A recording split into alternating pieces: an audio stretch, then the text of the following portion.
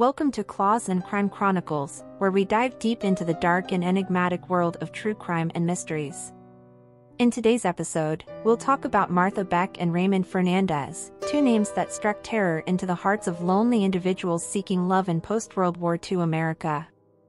Known as the Lonely Hearts Killers, this deadly duo preyed on the vulnerable, lured by their promise of affection through personal ads. In this tale of crime and twisted love, we'll dive into the eerie backgrounds of these killers, their gruesome murder spree, and their sensational trial. Prepare to be captivated and disturbed as we uncover the haunting narrative of a sinister couple who used Lonely Hearts ads to ensnare their victims in a web of deceit and death. This is a story that defies the boundaries of love and plunges into the depths of depravity. Martha Beck's life began under a dark cloud. She was born on May 6, 1920, in Milton, Florida, where she struggled with a glandular condition that caused her to mature early, giving her the appearance of an adult while still a child. Her childhood was marked by relentless torment. Her mother ridiculed her for her looks and weight, and she was mercilessly bullied by classmates. To make matters worse, she suffered abuse at the hands of her own brother when she was just 10 years old. As she grew older, she found her escape in romance novels, movies, and the hope of finding true love.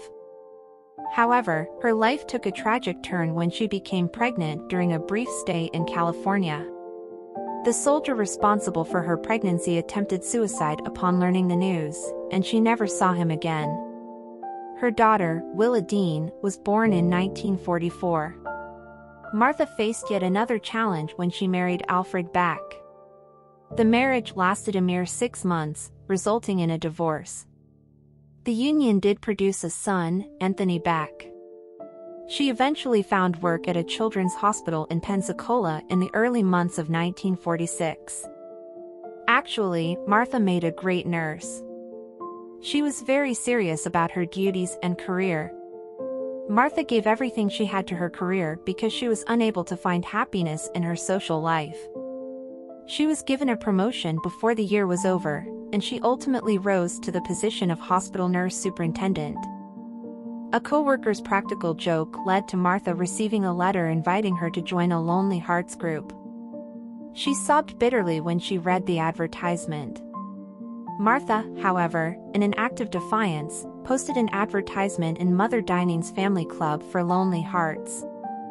She was required to complete and submit a document outlining herself for publishing. But she carefully omitted the fact that she was already a mother of 2 and weighed close to 250 pounds. Martha eagerly anticipated finding her Prince Charming after the post was placed. When she got home from work each day, she anxiously checked the mailbox in hopes of finding the letter that would take her mind off her loneliness. Raymond Fernandez, born on December 17, 1914, in Hawaii to Spanish parents, had a troubled history of his own. In 1932, Raymond decided to go to Spain to live and work on an uncle's farm. There, at the age of 20, he married a local woman named Encarnacion Robles.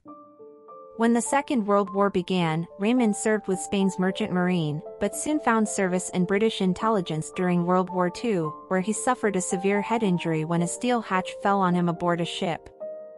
This injury may have contributed to the peculiar behavior that would define his life. Upon his release from the hospital, he began stealing and was eventually imprisoned for a year. During his time in prison, he learned about Haitian voodoo and black magic from a fellow inmate. Fernandez would later claim that these dark arts granted him irresistible power and charm over women. After his release, he relocated to New York City, where he began responding to personal ads placed by lonely women. For months, Fernandez immersed himself in the world of Lonely Hearts clubs, writing letters to numerous women, often at the same time. In 1947, he began a correspondence with a Jane Lucilla Thompson who had recently separated from her husband. She was lonely, susceptible to kindness and ripe for the picking. After a letter-writing courtship, Jane Thompson agreed to meet Fernandez. In October 1947, they bought cruise ship tickets with Jane Thompson's money and took a trip to Spain. For several weeks, they traveled together and booked hotel rooms as man and wife. They dined and took sightseeing trips across the Spanish countryside. Fernandez, though, was still legally married to his first wife, Encarnacion Robles.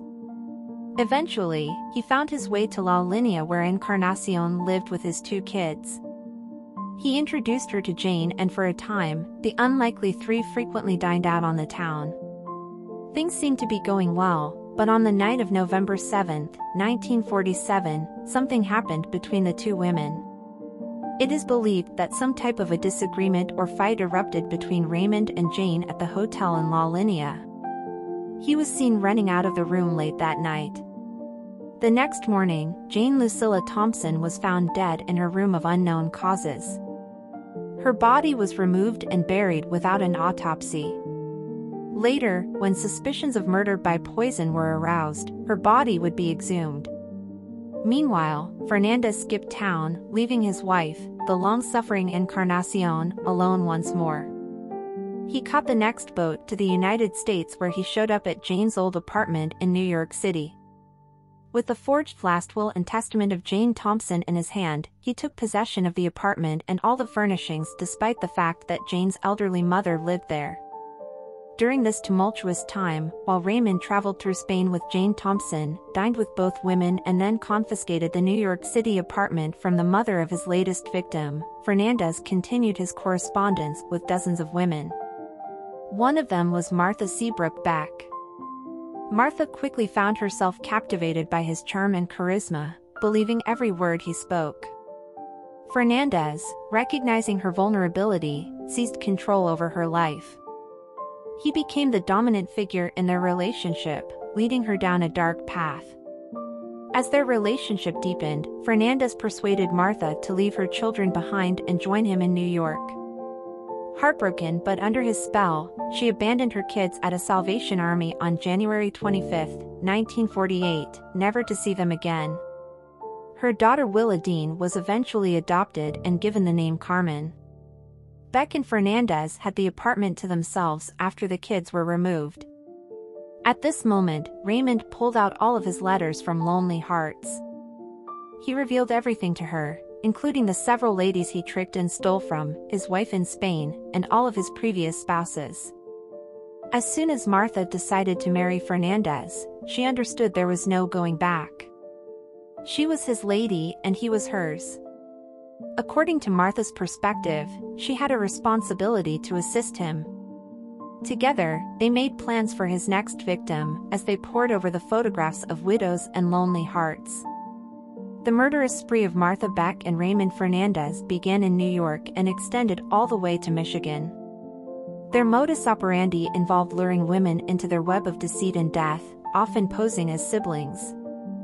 However, jealousy and violence were never far from the surface. The money was dwindling lower and lower.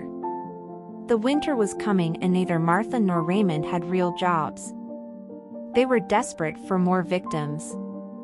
Soon, they located Janet Fay, a 66-year-old widow who lived in Albany, New York. Raymond took pen in hand and began the game once again. In addition to having money in the bank, Janet Fay had a large flat to rent in the city's center. Despite the advice of her friends and family, she continued her habit of sending letters to Lonely Hearts clubs. Mrs. Fay was a devout woman who regularly attended Catholic church. Fernandez took advantage of this and sprinkled references to God and religion throughout his subsequent letters. When Fernandez corresponded with his victims, he frequently used the identity Charles Martin. Fernandez invited Martha, introducing her as his sister, and the two of them went on a tour of the city and had supper. Even better, Janet let them stay the night in her place. Soon after, Raymond asked Janet to marry him, and she happily accepted. They decided to go to Valley Stream, Long Island, where Martha had previously rented an apartment at 15 Adeline Street. The first week of January 1949 saw Janet visiting the banks in Albany to empty all of her bank accounts. She accumulated checks and cash totaling more than $6,000. Fernandez encouraged her to leave Albany as soon as she was done with her errands. In order to get to Long Island, Fernandez, Martha, and Janet Fay left Albany on January 4, 1949. They had dinner together and made themselves comfortable when they got to the flat. In a fit of rage, Martha bludgeoned Faye to death with a hammer, and Fernandez strangled her to ensure she was dead. Martha admitted that, "I was just burning up with envy and rage." The body was dumped inside a sizable trunk that was purchased the following day. They drove over to Raymond's sister's house and persuaded her to temporarily keep the trunk in her basement. Raymond took the trunk from his sister's residence 11 days later, on January 15, and buried it in the cellar of a leased property. The grave was then covered with cement by Raymond. They cashed Janet Faye's checks for the following week while typing messages to her family in which they expressed their excitement and joy. The letters were signed, Janet L. Faye. But they made a crucial mistake in their haste. Janet couldn't type and didn't own a typewriter. The police were informed right away by her family. Beck and Fernandez quickly left Valley Stream and headed west to Grand Rapids, Michigan, where the next victim was waiting. For several weeks, Fernandez corresponded with a young widow named Delphine Downing, 41, who also had a 2-year-old child, Raynell. Delphine also knew Fernandez as Charles Martin, a successful businessman in the export trade who also had a special love for children.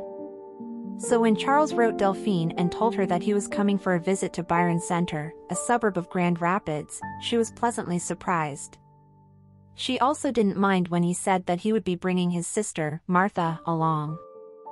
By the end of the month, Fernandez was already sleeping with Delphine, which caused Martha to get enraged. And Delphine's joy was not long, as she unintentionally caught Charles without his toupee one morning when she accidentally entered the restroom. She accused Fernandez with fraud and dishonesty. Martha then persuaded Delphine to take sleeping medications. As the medications took effect, Raynell started to cry, as she may have noticed that her mother wasn't acting like herself. Martha, already furious with Delphine and Fernandez, suddenly grabbed the child and began to choke her into unconsciousness, causing obvious bruises on her neck. Fernandez was angry. He went into the next room and retrieved a handgun that belonged to Delphine's dead husband. He wrapped the pistol in a blanket and placed the muzzle against Delphine's head. He pulled the trigger, sending a bullet into her brain, which killed her instantly. Raynell watched the entire event from a few feet away. Then, they wrapped Delphine up in sheets and carried her into the basement. They dug a large hole and dumped the body in. Fernandez covered the grave with cement while Martha dutifully cleaned up the murder scene. For the next 2 days, they made their plans to escape. They cashed in whatever checks that Delphine had and looted the house of all valuables. Meanwhile, Raynell cried constantly and refused to eat. Ultimately, Martha picked up the child and held her under the water until she drowned. A few minutes later, Fernandez was digging another grave next to Delphine. Only this one was a lot smaller. On February 28, 1949, they had the option to leave town and move on at this point, but they chose not to. Martha and Raymond decided to go a movie instead. They started packing their luggage when they later returned to the apartment. When Fernandez answered the door after receiving a knock, he was met by 2 stern-looking police officers. Neighbors with suspicion had contacted the police. Together, Fernandez and Beck gave the police a sleazy account of the murders. In the presence of Kent County District Attorney Roger O. McMahon, who gave them the assurance that they would never be turned over to the New York police, they signed a 73-page confession. Fernandez and Beck chose to stay in Kent County rather than being returned to New York to face charges for the killing of Faye because they were aware that Michigan does not have the death penalty. The next day, the Lonely Hearts murder case was in the nation's headlines. It was page 1 in every big city newspaper. Headlines such as reveal Lonely Hearts blood money dealings, Hearts killer explodes at attorney, and Fernandez tells strange love story built an image in the public's eye that the 2 defendants were already guilty and a trial was just a necessary formality. In a startling display of the media's bias in this case, even just a cursory read of the press coverage before and during the murder trial reveals an expectation, even a demand, that Martha Beck and Raymond Fernandez receive the death penalty. The pressure for them to die was building. During the week of March 8, 1949, after several phone calls from New York Governor Thomas Dewey to the state of Michigan, a deal was cut with Kent County prosecutors. They would waive criminal charges for the Downing murders and permit New York to extradite the defendants to face charges in the Janet Fay murder. The reason was simple: Michigan had no electric chair. The trial of Martha Beck and Raymond Fernandez opened on June 28, 1949. A young Manhattan attorney, Herbert E. Rosenberg, was chosen to represent Martha and Raymond. Martha Beck and Raymond Fernandez's trial was sensational. Their graphic accounts of sexual perversion, deceit, and violence made news. They fiercely denied being responsible for the extra 17 deaths that were attributed to them, but their guilt for the 3 murders they were put on trial seemed inevitable. On August 18, 1949, after 44 days of testimony and a 5-hour charge by Judge Pecora, the case went to the jury. Several days later, on August 22, both were found guilty of first-degree murder and sentenced to death. On March 8, 1951, Martha and Raymond were executed in the electric chair in Sing Sing prison. Despite their tumultuous relationship and violent episodes, they continued to profess their love for each other until the end.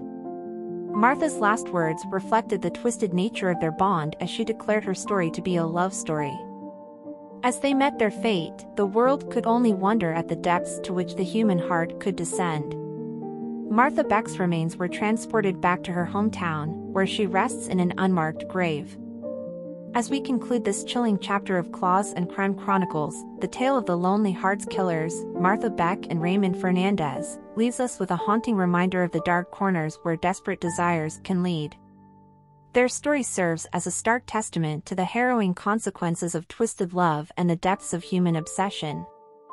As we remember the lives tragically lost and the chilling conspiracies that unfolded, let us also reflect on the resilience of those who pursued justice, unmasking the sinister hearts hidden behind Lonely Hearts ads. Thank you for joining us on this journey through history's mysteries. Remember to subscribe, like, and share, and leave a comment as we continue to unearth the enigmatic stories that have shaped our world. Until the next episode, this is Kat from Claws and Crime Chronicles, signing off.